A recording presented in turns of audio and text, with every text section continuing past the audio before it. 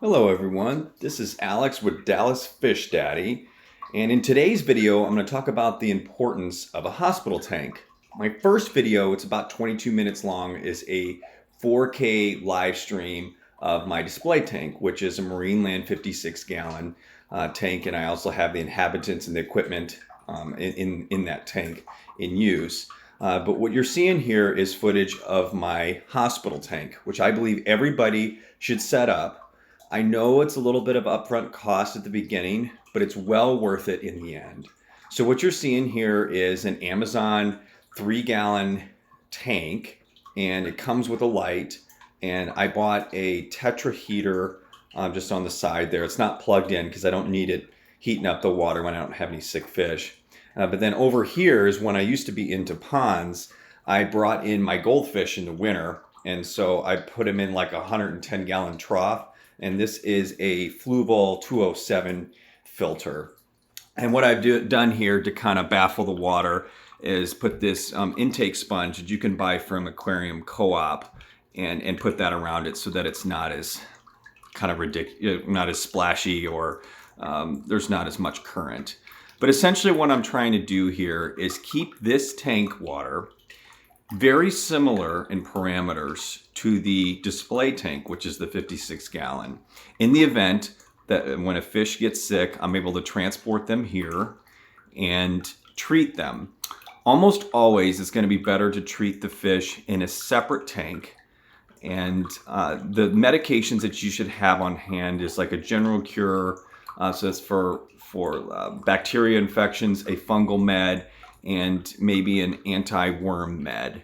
Those are all very important to have around.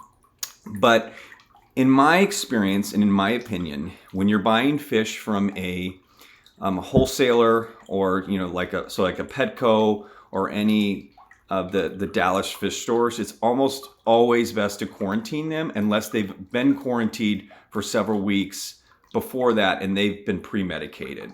So what you do, for example, so let's say today on March 24th, you go and buy 8 Tetras from the fish store. I know you're going to be excited to bring them and put them in your display tank, but what you should do is have them in this tank for at least 4 weeks and then see how they do, see if they maintain that color. And at that point, if they don't have any diseases after about 4 to 8 weeks, you could put them in the main tank. But if they do have infections, it's going to be far easier to treat them in this water, and you won't have to use as many meds, because a lot of meds are dosed based on 10 gallons of water and what have you. So you're going to be using far less meds. The other benefit too is if they have worms, which I find to be a little bit more common these days because fish have developed a immunity to the or resistance to a lot of those meds. The benefit is when you use like an anti-worm med for Callinetus worms, for example, which I've had Callinetus worms before, with a bare bottom tank like this, you're able to see that they expelled the worms, which is really helpful, so that you know that the medication's like working and they're improving. Because I found that sometimes when you're treating the worms in the main tank, you may not see them on the ground, especially if you have a darker substrate. So I think a bare bottom substrate's great, but the gist of the story is hospital tank. There's many different ways you can do it. This is probably on the more expensive side with the 207 filter, but I had this. But you could probably spend $100 to $150 on all this setup and be just fine. But this will work wonders for you in the end, because when you get into more expensive fish, you're always going to want to quarantine them so that you could, of course, keep them alive. But in the event that they do get sick in your main tank, you have another place that you can put them stress-free.